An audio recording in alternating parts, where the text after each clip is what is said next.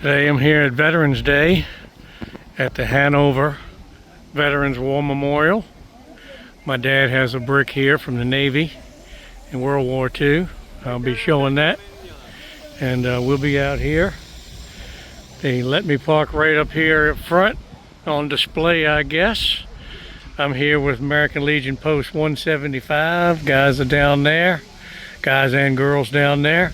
I led them up from the post today. Only about a 15-minute ride. We're pretty close here, but I don't know how many people they're expecting. They got a lot of parking out here, but you know, they're going to have some supervisors and whatnot talk, and so we'll get some more video as the day goes on. This is the Hanover Veterans Memorial, all the way from World War I to the latest conflicts. Got my dad's brick right here. He was a signalman in the Navy in World War II.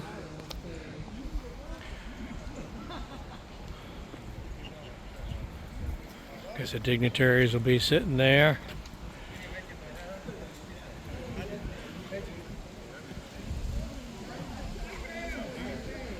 I'm really surprised they put me up front here. But, you know, that's kind of what we wanted. We want to show the truck off. So,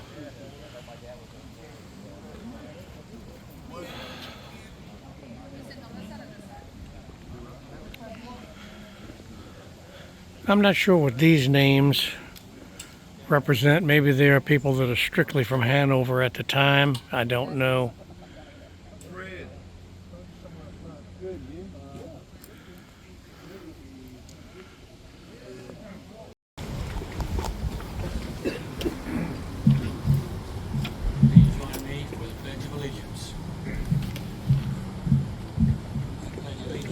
To the flag of the United States of America and to the republic for which it stands, one nation, under God, indivisible, with liberty and justice for all.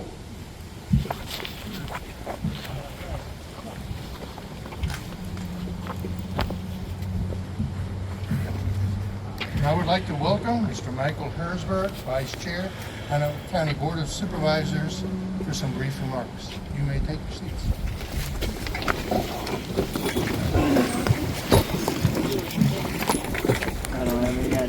Good afternoon, everyone. On behalf of the Hanover County Board of Supervisors, welcome to the 2024 Veterans Day ceremony. I would like to recognize some additional board members in attendance today. Representing the Ashland District, Supervisor Faye Pritchard.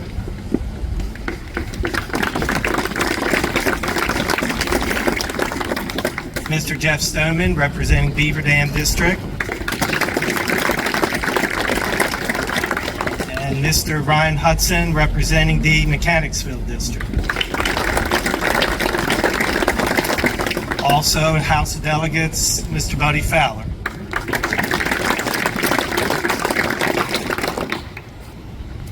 Today we recognize and show our appreciation for all veterans who have served our country honorably. The very first Veterans Day was celebrated in Birmingham, Alabama in 1947. The law proclaiming November 11th as Veterans Day was signed into law by President Eisenhower in 1954. And even to this day, I continue to believe that the United States of America is the greatest country this planet has ever known. And that is not by chance. It's not by chance. It's because, in large part, of our unwavering commitment to freedom and justice. And because we have people who have demonstrated time and time again that they are willing to stand up, put on that uniform, and serve our great nation. And it's many of our veterans right here in Hanover, who have made Hanover County the greatest place to live in this country. I'd also like to recognize two additional people while I'm here. First, my 7-year-old Jameson is here today.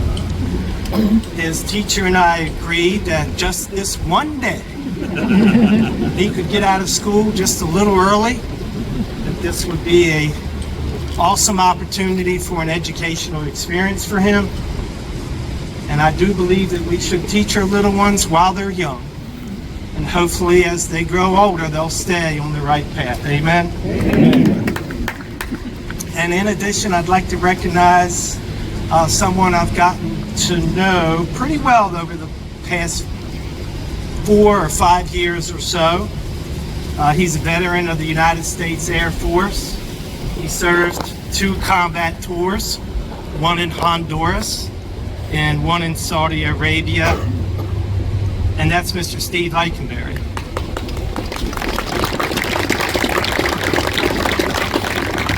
Mr. Eikenberry continues to serve the citizens of Hanover County admirably on the Hanover County School Board representing the Cold Harbor District. Thank you for all your service, Mr. Eikenberry. In closing, I would like to thank the Hanover Veterans Committee for their hard work throughout the year.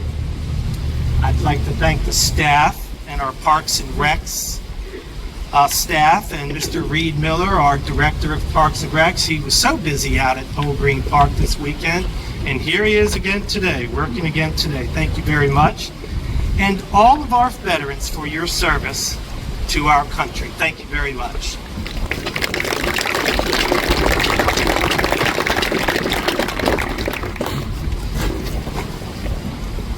Again, good afternoon and welcome.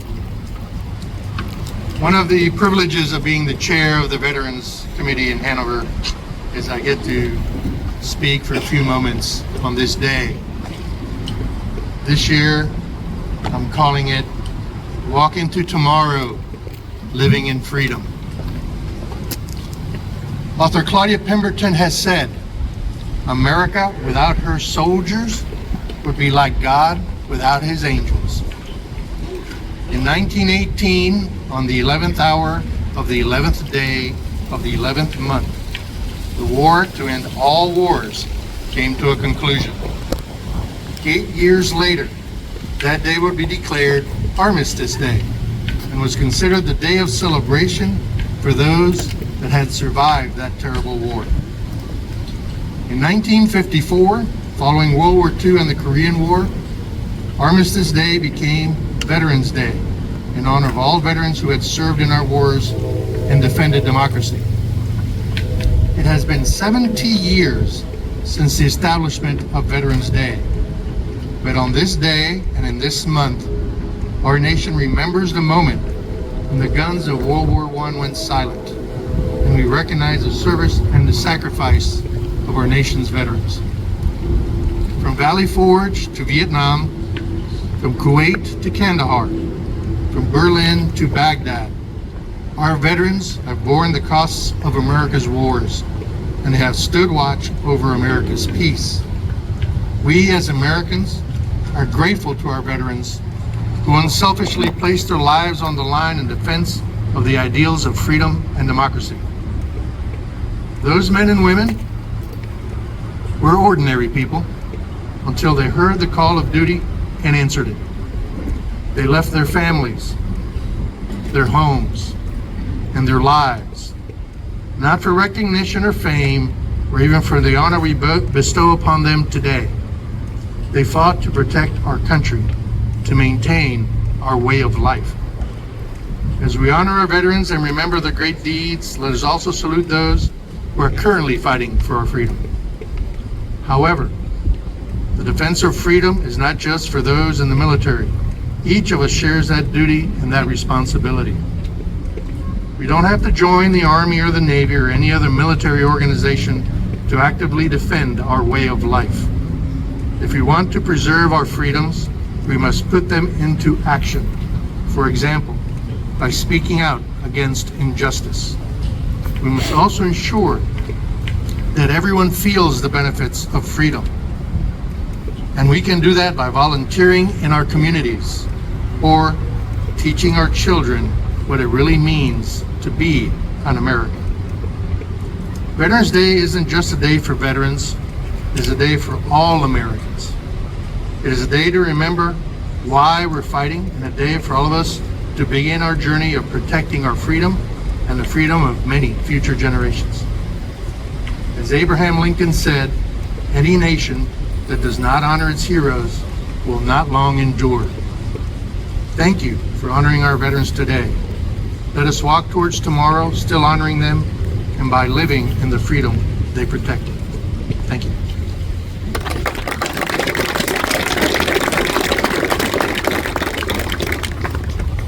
Today's guest speaker is Mr. Robert Bob May. Mr. May is a 26-year veteran of the U.S. Army, retiring as a lieutenant colonel. Graduating from Louisiana College in 1980, Lieutenant Colonel May was commissioned a second lieutenant, becoming an armor officer with the 1st Infantry Division, often referred to as the Big Red One, in Fort Riley, Kansas. He would retire in 2002 as a logistics readiness officer for the Virginia Army National Guard. He would then accept a position with the Army Surgeon General, serving as a Reserve and National Guard logistics readiness civilian employee. In February 2003, the Army Surgeon General conducted a retiree recall, returning Lieutenant Colonel May to active military service for the Iraq War. He would serve an additional 4 years of active duty service, culminating as the Executive Officer for the Director of Logistics of the Army Surgeon General. During his recall, he would make 3 trips to the Middle East and routinely briefed senior Pentagon military leaders on medical logistics, medical deployments, and medical readiness.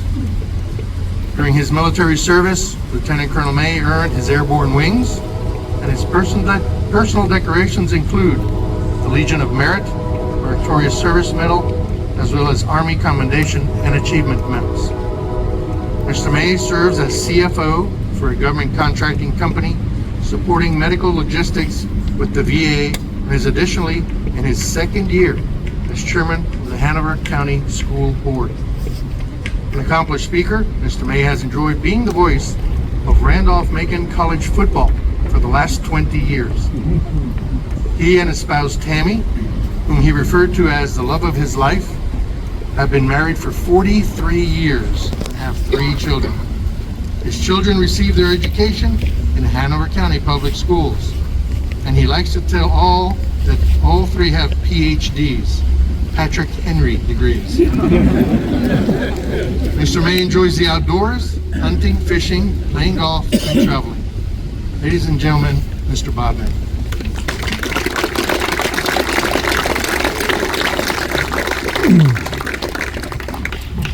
Well, good afternoon. It's kind of, I usually don't have to have a microphone because my voice carries so well, but it's quite an honor to be here today, and I thank you all for coming out and enjoying this beautiful weather. Who can believe on November the 11th that it's in 80 degrees today? It's really quite an honor. So I'm very happy to have decided to have moved to Hanover County in 1989 with my wife, Tammy, where we did raise our 3 kids in Hanover County. Before I begin my remarks, I do want to acknowledge and thank all our veterans in attendance today. Some are pretty easy to recognize, some are not. But I do acknowledge all of you, and I thank you for your service to this great country of ours to make it what it is today. All of us did something to do our part to make our country better. It is an honor for me to share some thoughts today on being a patriot. And I don't mean Patrick Henry patriot, I mean a real patriot, while focusing on Veterans Day. As has already been said, on the 11th hour of the 11th day of the 11th month, the fighting of World War I ended in 1918.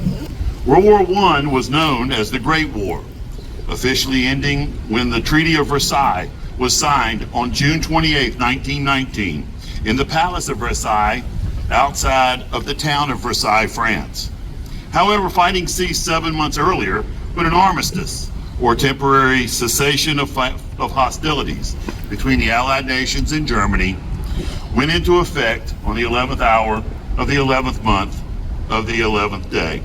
For that reason, November the 11th, 1918 is generally regarded as the end of the war to end all wars. It was originally declared Armistice Day, and as has already been said, 8 years after the end of the World War I, and it honored veterans of that war only. Then in 1954, after World War II and the Korean War, it was renamed Veterans Day to honor all veterans who served in America in war and defended our democracy. So today, in the shadows of what is going on in Israel, Lebanon, Iran, and the Gaza Strip, I want to focus on all of our veterans of every generation who unselfishly placed their lives on the line for our freedom. Those men and women were just ordinary people until they heard the call of duty and answered it.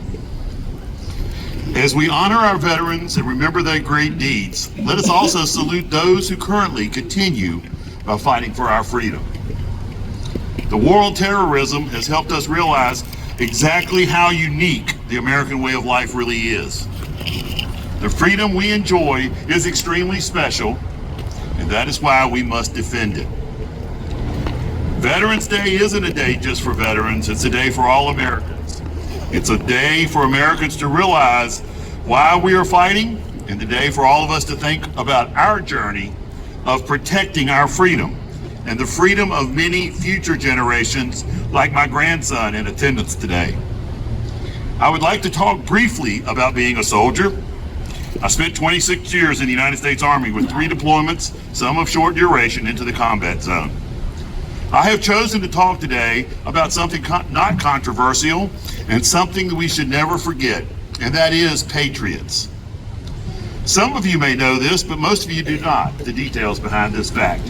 For you see, I am a Bedford boy, and I am a proud member of the 116th Regiment of the 29th Infantry Division Light.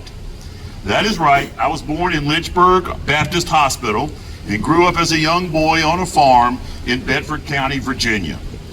In 1944, Bedford was a sleepy town of 3,200 people in southwest Virginia, nestled against the peaks of Otter, at the foot of Sharp Top and Flat Top. The Bedford Boys, 34 Virginia National Guard soldiers from Company A, 116th Infantry Regiment, 29th Infantry Division, based in the town of Bedford prior to the war, were commanded by Captain Taylor Nicholas Fellers. Of that 34 soldiers, 32 of them from Bedford landed on Normandy's beaches on D-Day. 19 of them died within the first hour, including Captain Fellers. 2 more died within the month, and 2 more died within the year. 23 dead in a town of 3,200 meant that, proportionately speaking, Bedford suffered the heaviest World War II casualties of any town in America. Bedford will go down in history as having suffered the most losses per capita on D-Day at Omaha Beach. The 19 who died initially were all part of the National Guard Company A of the 116th Infantry Regiment. And they had the ill luck to storm that one beach, Omaha Beach, in which Allied bombing had failed miserably to soften the German defenses. Further, Omaha included a bluff that both protected German forces while allowing them to fire down on Allied troops scrambling upward. And on that bluff was the experienced German 352nd Division, which unleashed a murderous combination of machine gun and mortar fire down onto those sacred beaches. One by one, telegrams from the War Department began arriving in Bedford. Via Western Union and my family's personal friend, Roy Israel, the only local cab driver in Bedford, delivered them to the homes of Bedford's families. I am saddened to inform you that they all began the same way.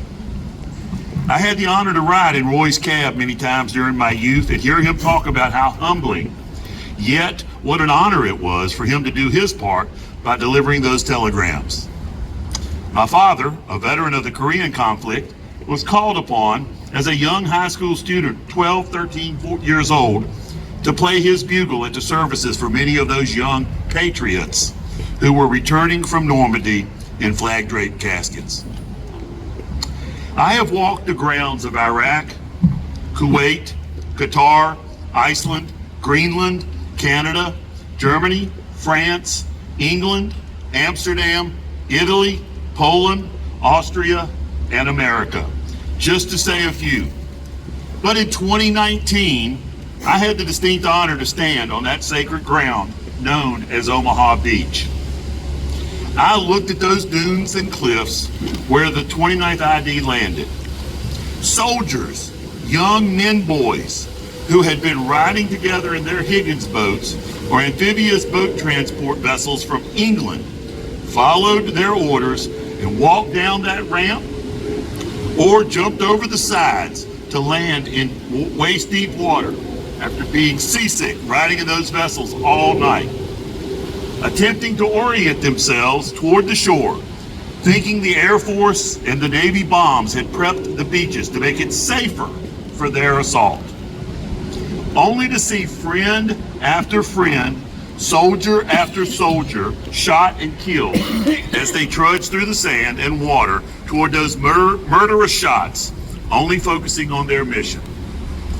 These are 16, 17, 18, and 19-year-old men, real patriots, not even in the prime of their life, bravely and valiantly following their orders to assault this beach called Omaha.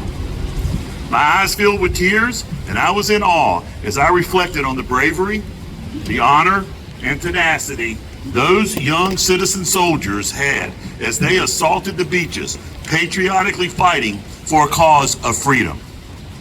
As one survivor so amazingly said, "We the survivors are not the heroes. The true patriots were slaughtered on that beach so we could change the momentum of the war." I was most struck by the respect and honor the locals in France have placed on these sacred grounds, and how they have showed so much respect to me and my family for what Americans did to free Europe. No commercialization, no houses built on those sacred beaches, clean, pristine, and reverend cemeteries, the final resting place for many patriots, and nothing but respect and thank yous to Americans. So as we depart today, let us all walk together toward tomorrow, all still honoring all veterans, all of them, by living in the freedom they protected. Now is the time to not only honor those who have fought or are still fighting for our freedom, but it is also time for each of us to take part in protecting it. The defense of freedom is not just for those in the military. Each of us shares that duty and that responsibility. As was said earlier, we don't have to join a military branch or any other organization of defense to actively defend our way of life. We can protect our freedom simply by maintaining it here in America. As former Senator Gary Hart so profoundly said, "I think there is one office higher than president, and I would call that a patriot." If we want to preserve our freedoms, we must put them into action. For example, by voting in elections or speaking out against injustices. We must also ensure that everyone feels the benefits of freedom. Most importantly, we can give thanks to our God that we live in the greatest country in the world, where we recognize that freedom is not free, where we do believe in a supreme being, and we stand, salute, and honor our flag, our Pledge of Allegiance, and our national anthem. Thank you, fellow veterans around the world, and thank you all for listening to me this afternoon.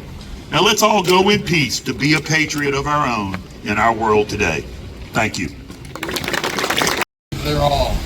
I would request you please stand and remain standing until the conclusion of the honor volley and taps.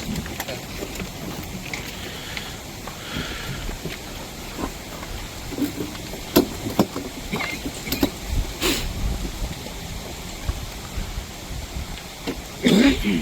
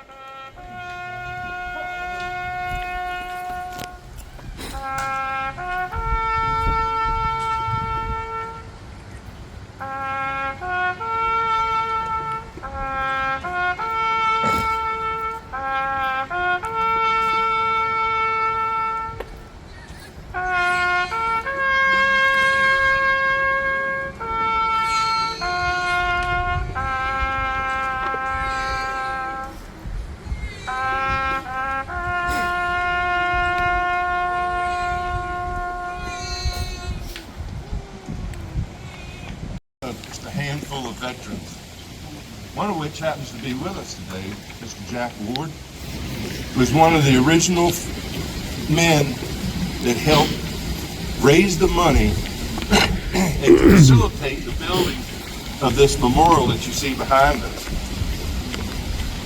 So on the ground are the bricks with names of those that have served, and each and every year we add to this total of bricks, this year with quite a number. As I read your name, if you're present and you would like to be recognized, stand if you can, or just raise your hand. Earl Hunter, U.S. Army. Clarence Hunter, U.S. Army. Gerald Carter, U.S. Army. Aubrey Thompson, U.S. Army. James Henderson, U.S. Army.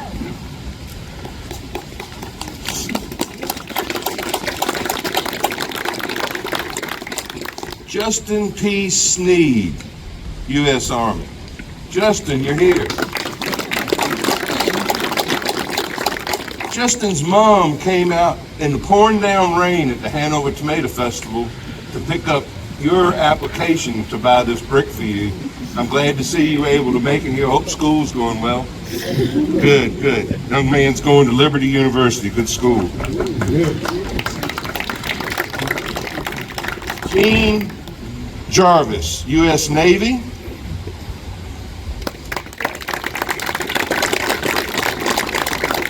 And Keith Jarvis, U.S. Navy.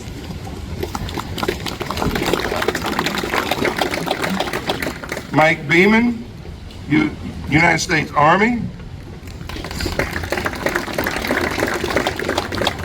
Roy Andrea, U.S. Air Force.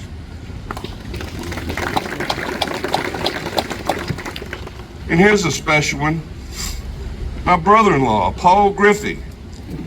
He wasn't satisfied with 10 years in the Navy. It took him too far away from home, so he transferred to the shallow Navy in the U.S. Coast Guard and pulled 10 years there as well.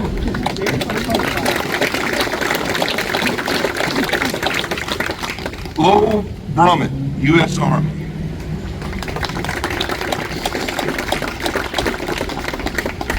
Another familiar name, one of my Legion brothers, Fred Burns, U.S. Navy. William Wells, U.S. Army.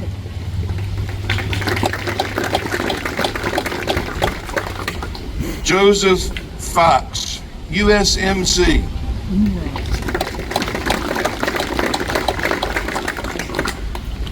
And last, Reuben K. Juning, U.S. Air Force. Thanks to each one of you for your service. If there's anyone here that has not gotten a brick yet, you can step over to the Parks and Recs tent after the service and visit Miss June. She will give you a application, and I believe today only they're not taking money today, but this week they're $75 instead of the usual $100. So, thank you very much.